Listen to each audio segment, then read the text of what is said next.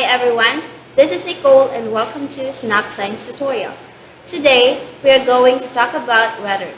Before I start the discussion, I would like you to watch this short video about my topic. If you've ever spent any time in front of a TV, you've probably seen something like this. A meteorologist discussing the weather forecast for your area for the day or weekend. Will it be sunny? Will it snow? Rain? Your friendly neighborhood meteorologist will have those answers for you. But do you know how any of these things happen? If you've ever had to run through the rain to catch your bus, if you've ever made a snowman, if you've ever hopped in a puddle even though your mom told you not to, you are part of the water cycle. To begin, you should know that water, like this puddle here, is made up of millions of water molecules. Each molecule is made up of 2 hydrogens and 1 oxygen. You can call this H2O. As you probably know, H2O can be found in many different places: an ocean, a river, as snow on top of a mountain, or in a pond. Here we have H2O as part of an ocean. The sun is shining, and it is a beautiful day for some evaporation. Evaporation occurs when the sun heats up the water and transforms it into steam. This steam can be a product of transpiration, which is when plants breathe out the water that they are holding in their veins. These water molecules are then carried up high into the sky by air currents. Next comes condensation. Because the air gets colder and colder up high in the atmosphere, the water molecules turn back into liquid in the form of clouds.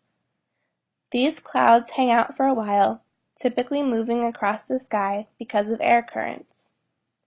Now we have precipitation.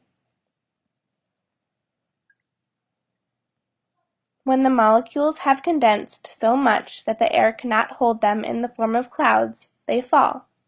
Depending on the temperature of the air, the molecules can fall as rain, sleet, hail, or snow. Sometimes this precipitation is accompanied by thunder and lightning in the form of a thunderstorm. Lightning occurs when small pieces of ice bump into each other and create a charge. When enough of these collisions happen, the positive charges move to the top of the cloud, and the negative charges move to the bottom. Because opposite charges attract each other, the negative charges at the bottom of the cloud attract the positive charges of whatever is beneath it. Charges reaching from the cloud and from the ground meet and form lightning in between. Regardless of whether or not the precipitation comes with lightning, the water molecules can then continue the cycle by joining or creating a body of water or by being absorbed by a plant. So how does your friendly neighborhood meteorologist know that it will rain this weekend? They have access to information taken from a Doppler radar. This radar can give scientists an idea of wind direction and speed and precipitation density so that we can know if there will be a thunderstorm or a bright sunny day. When we say weather, it is the day-to-day conditions of a particular place. For example, it was raining today at school, but yesterday it was sunny at home. Weather is the state of the atmosphere to the degree that it is hot or cold, wet or dry, calm or stormy, and clear or cloudy. Most weather phenomena occur in the troposphere just below the stratosphere. Weather refers to the day-to-day temperature and precipitation activity, whereas climate is the term for statistics of atmospheric conditions over longer periods of time. What made up the weather? First is the wind. Wind is simply moving air. One of the oldest pieces of equipment used to measure weather is wind vane. The wind vane will show clearly 4 principal directions of the compass: north, east, south, and west, and have a movable arm that can point in any direction. For example, air moving from east to west will create an easterly wind. Wind speed can be measured in miles per hour and kilometers per hour. It is measured using an anemometer. Second is precipitation. It is the release of water from the atmosphere to the Earth's surface as a solid or liquid. It includes rain, snow, and hail. Let me differentiate the three. First is the rain. Rainfall is a very common type of weather. Rain starts above us when small droplets of water in clouds join together until they get too big and heavy and fall from the clouds.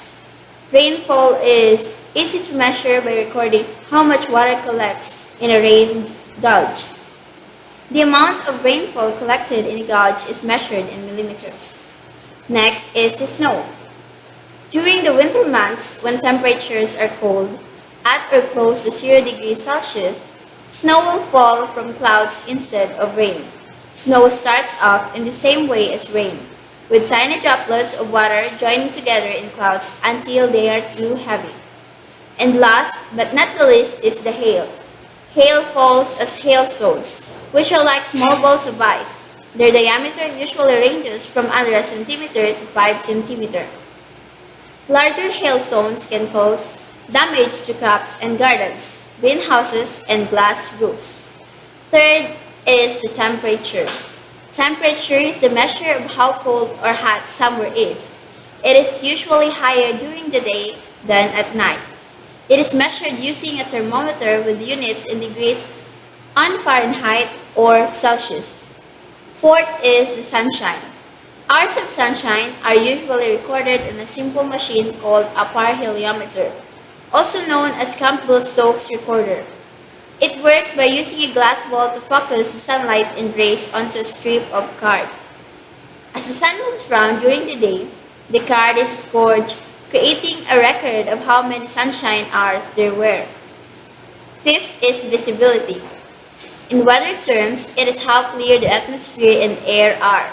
Taking into account fog, mist, and urban pollution, fog and mist are like clouds in the ground. They are made up of lots of tiny water droplets, which is why you can sometimes get wet when walking through fog. Visibility can be estimated using descriptive words such as good, poor, foggy, and etc. How far you can see is also used to describe visibility. Fog means less than 1 kilometer, poor meaning 1 to 5 kilometer, moderate meaning 5 to 10 kilometer, and good meaning more than 10 kilometer. Trivia. Did you know that after 300 years of coal burning, London had some major problems with smog? Over just 4 days in December 1952, 4,000 people died in London because of smog-related lung problems. Smog is thick fog caused by lots of soot particles in the air mixing with water droplets.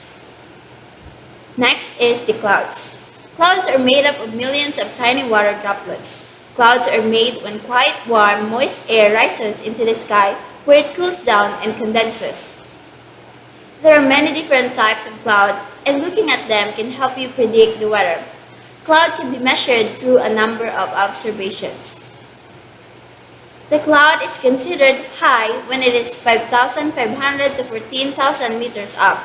It includes cirrus, cirrocumulus, and cirrostratus clouds. The cloud is considered medium when it is 2,000 to 7,000 meters up. It includes altocumulus, altostratus, and nimbus stratus. And the cloud is considered low when it is below 2,000 meters up. It includes stratocumulus, stratus, cumulus, and cumulonimbus clouds. The seventh is the pressure. Pressure is the weight of the atmosphere on the Earth's surface.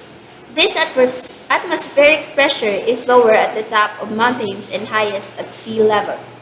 This is because all the air above the sea pushes down on its surface. Atmospheric pressure is measured with a barometer, which can be kept indoors. And last but not the least is the humidity. Humidity is how much water vapor is in the atmosphere. Like a sponge, the air is always evaporating and storing water from rivers, lakes, and oceans. In tropical parts of the world, warm air is able to hold more water vapor than humidity is higher as a result. Relative humidity is a measure of how much water vapor is actually in the air compared to how much water vapor the air can hold. This is measured using a wet and dry hygrometer. The weather is all around us all the time. It is an important part of our lives and one that we cannot control. Instead, the weather often controls how and where we live, what we do, what we wear, and what we eat. That would be all for today's tutorial, and keep on watching Snap Science Tutorial and kindly visit our page at www.snapsciencetutorial.com for more updates. Thank you and God bless. Bye!